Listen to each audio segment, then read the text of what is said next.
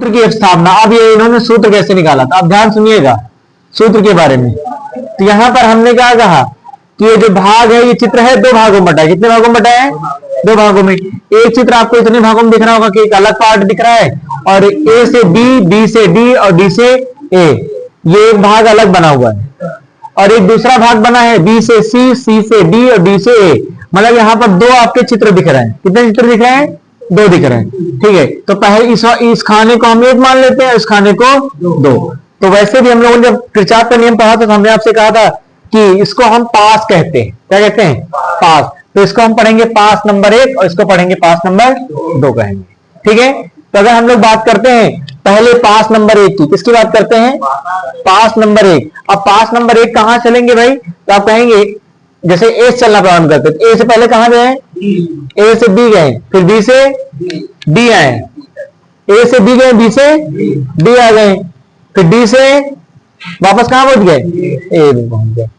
तो A B D A में हम लोग क्या लगाएंगे? किरचॉफ कौन सा नियम लगाएंगे? किरचॉफ का द्वितीय नियम लगाएंगे। कौन सा नियम लगाएंगे? द्वितीय नियम लगाने पर। किरचॉफ कौन सा नियम लगाएंगे? द्वितीय नियम लगाने पर। कहां से कहां तक चले हम लोग? ए से चले बी की ओर, बी से चले डी की ओर, डी से चले ए की ओर। बात समझ में आ गई? ठीक है, ए से चले बी की ओर, बी से डी की ओर और डी से ए की ओर। बात समझ में आ गई?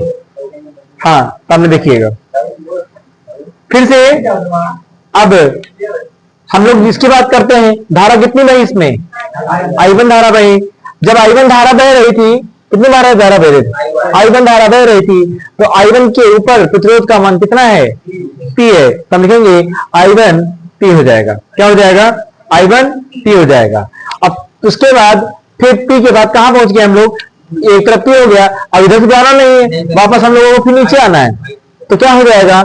I2 हो जाएगा। और उसके बाद यहां पर कितना है? R हो जाएगा। यहां तक बात समझ में आ गई होगी कि I1 से P गए और I2 R हो गया। I1 में P प्रतिरोध था, I2 में प्रतिरोध का मान R है।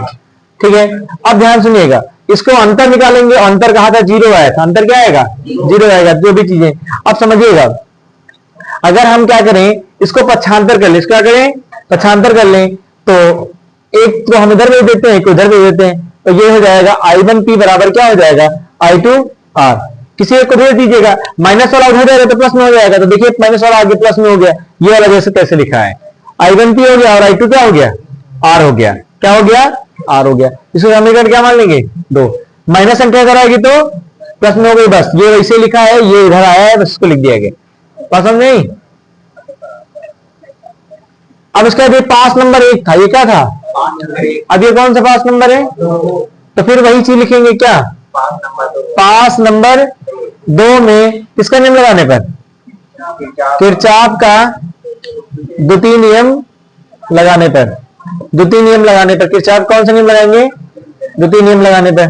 तो जब आप द्वितीय नियम लगाओगे तब किसकी बात कर रहे हैं? अब इसमें आ जाइए। अब यहां पर क्या लिखा है? I1 के ऊपर प्रतिरोध कौन सा है? क्यों लिख देंगे, माइनस लगा देंगे फिर से।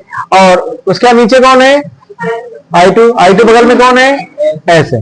I2 बगल में कौन है हमारे? S है। फिर से इसको इधर भेज देंगे, तो ये हो जाएगा क्या? I1 Q बराबर क्या हो जाएगा? I2 S। यहां तक बात समझ आ गई? नहीं आ गई? तो आप कहेंगे एक प्रतिरोध आपका निकल गया, I1 P बराबर क्या हो जाएगा? I2 R हो जाएगा। और दूसरे में क्या है? I1 Q minus I2 S था, इसको इधर भेज देंगे तो ये माइनस संख्या तो चली जाएगी, तो कहां चली जाएगी? प्लस में हो जाएगी। I1 Q बराबर I2 S हो जाएगा। कोई डाउट है क्या? कोई हो तो पूछ लो यहां तक। हाँ, किरचॉफ का प्रथम नियम क्यों लगाया गया? प्रथम नियम इसलिए लगाया गया था कि प्रथम नियम में बताया गया था जितनी धाराएं थी वो चाहे जा रही हो और चाहे आ रही हो, वो किसी एक संधि पर आकर मिलती हैं। संधि पर आकर मिलती हैं। वहां पर खाना कोई नहीं बना था, वहां पर कोई भी प्रतिरोध नहीं जोड़े गए, सिर्फ धारा थी। यहाँ पर पास बनाए गए हैं। ये चित्र आपने वहां पास वाला पढ़ा होगा। फर्स्ट नियम पढ़ा आपने? तो नहीं पढ़ा, इसीलिए समस्या है ना कि आप फर्स्ट नियम पढ़िए पहले। पास जिसमें खाने बनाए गए थे उसमें से लगाना है। ठीक है, अब देखिए समीकरण 1, देखिए समीकरण दो देखिएगा। अब आपको समीकरण 1 और 2 की तुलना करनी, क्या करना है? तुलना करने के लिए हम क्या कर सकते हैं, इनको आपस में भाग कर सकते हैं। तो हम लिखेंगे पास नंबर 1 को पास नंबर 2 से भाग देने पर पास नंबर 1 को पास नंबर 2 से क्या करेंगे?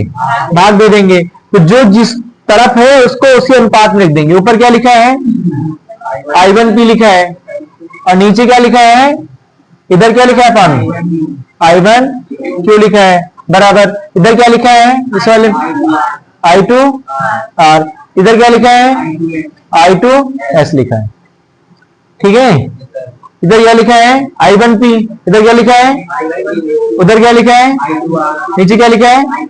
ऊपर I1 है, नीचे I1 कैंसिल, इधर है, इधर कैंसिल। तो आपने देखा बचा क्या है? P/Q बराबर R/S। मतलब इसका यही है कि अगर हम प्रतिरोध P और प्रतिरोध Q का जो भी अनुपात होगा वो प्रतिरोध R और प्रतिरोध S के अनुपात के क्या होता है? बराबर होता है। बराबर का मतलब है कि इसका प्रतिरोध इसके प्रतिरोध का अनुपात है, इसका प्रतिरोध इसके अनुपात में है, इसीलिए सेतु कैसा हो जाएगा? संतुलित हो जाएगा। जब सेतु संतुलित हो जाएगा तभी कहलाएगा क्या? व्हीटस्टोन सेतु। तो व्हीटस्टोन सेतु में चारों प्रतिरोधों को 2 अनुपातों में बांट दिया जाता है, और उन दोनों अनुपातों का मान सदैव बराबर या समान होता है, और ये कहलाता है हमारा व्हीटस्टोन सेतु। ठीक है, चलिए कंप्लीट हो गया। यही प्रूव करना था हम लोगों को। हाँ, ये याद रखिएगा, प्रूव करना है। हाँ हाँ।